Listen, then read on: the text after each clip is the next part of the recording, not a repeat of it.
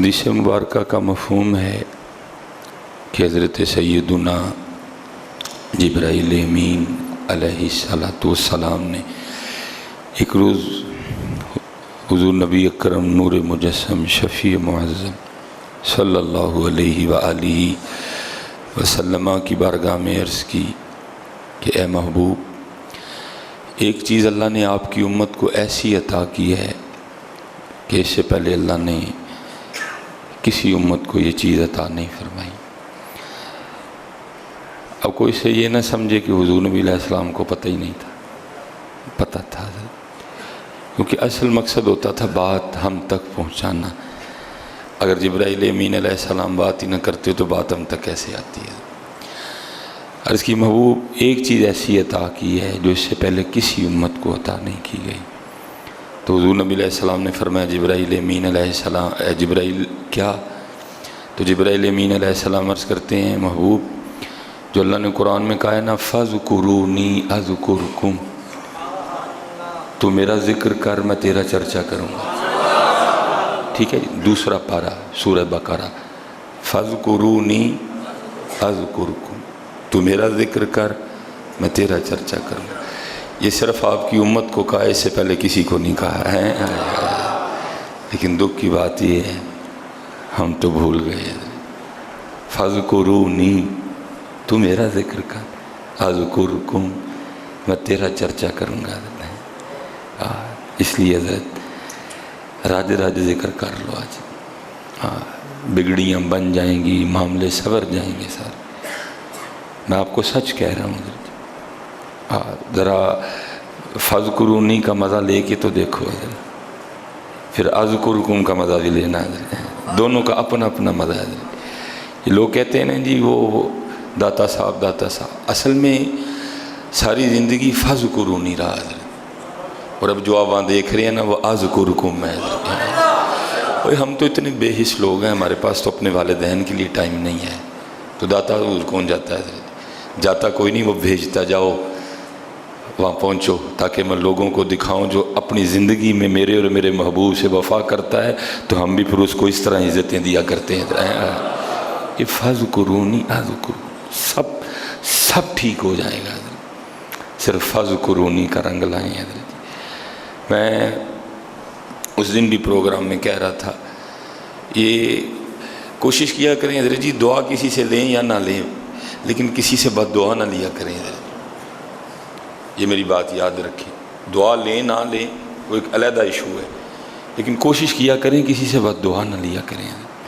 وہ لکھا ہے ایک دن نا منصور امام مالک کے پاس آیا، آ کے عرض کرتا ہے حضرت میرے لیے دعا کریں۔ فرمایا میں تو دعا کر دوں گا، لیکن جو سارا دن تو غریبوں کی بد دعائیں لیتا ہے میں اس کا کیا کروں حضرت؟ یہ دھیان رکھنا، دعا لینا نہ لینا وہ ایک علیحدہ ایشو ہے، لیکن بد دعا نہ لینا کسی کی۔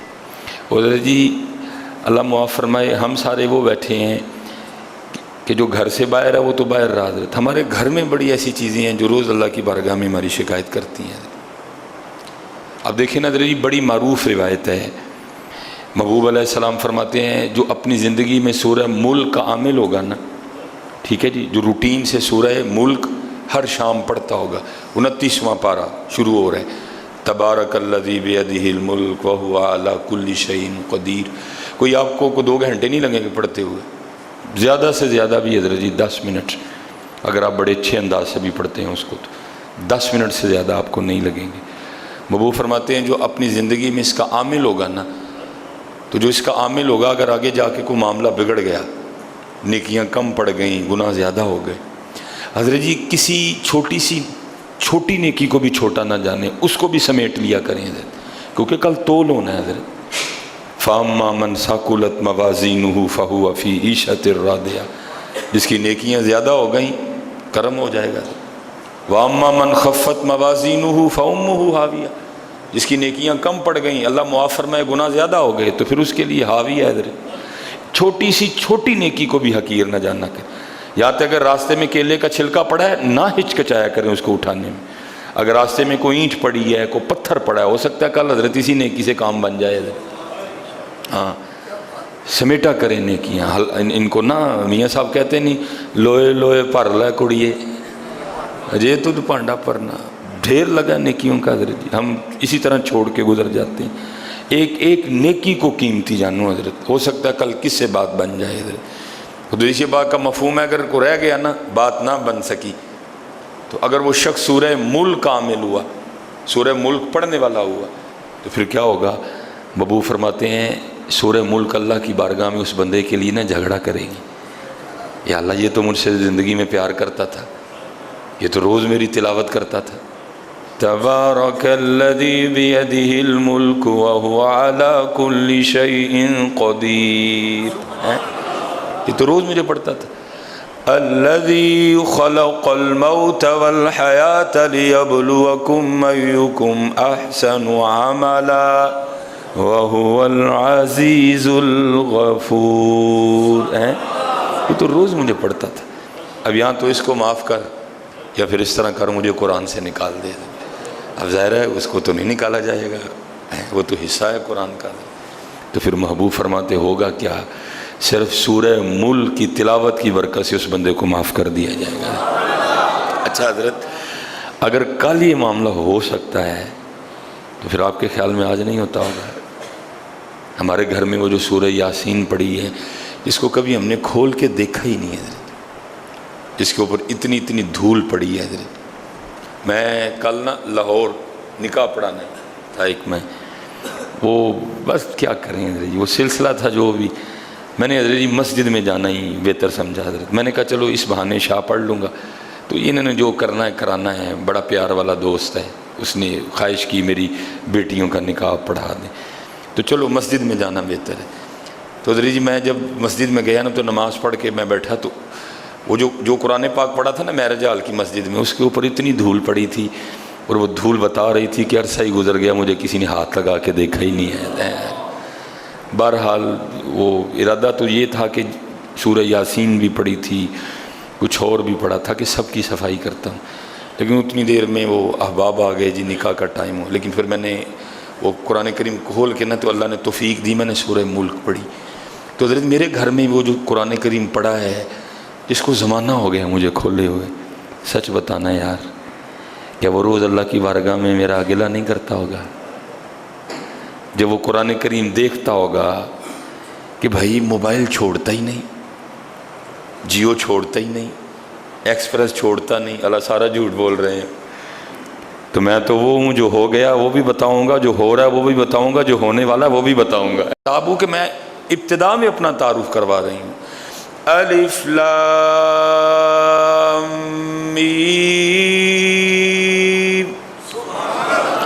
ذالک الکتاب لا ریب فیہ ھدی للمتقین۔ مجھ میں تو شفا بھی ہے، اللہ یہ بیمار بھی ہے، کبھی اس حکیم کے پاس جاتا ہے، کبھی اس ڈاکٹر کے پاس جاتا ہے، کبھی لاہور جاتا ہے، کبھی پشاور جاتا ہے، کبھی پنڈی جاتا ہے، یہاں تک کہ اس نے انگلینڈ جانے کا بھی پروگرام بنا رکھا ہے علاج کے لیے۔ لیکن میں تو وہ ہوں جس کے لیے اللہ پاک خود فرما رہے ہیں وَنُنَزِّلُ مِنَ الْقُرْآنِ مَا هُوَ شِفَاءٌ وَرَحْمَةٌ لِّلْمُؤْمِنِينَ۔ میں رحمت بھی ہوں، میں شفا بھی ہوں۔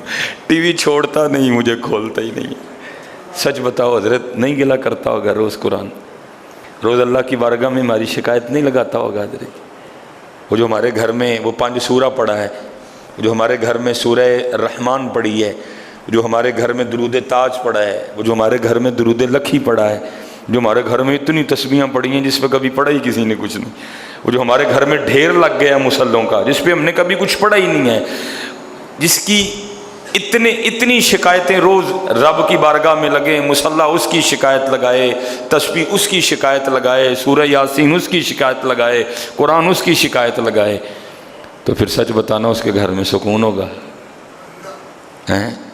اس کے گھر میں کہاں سکون آئے گا؟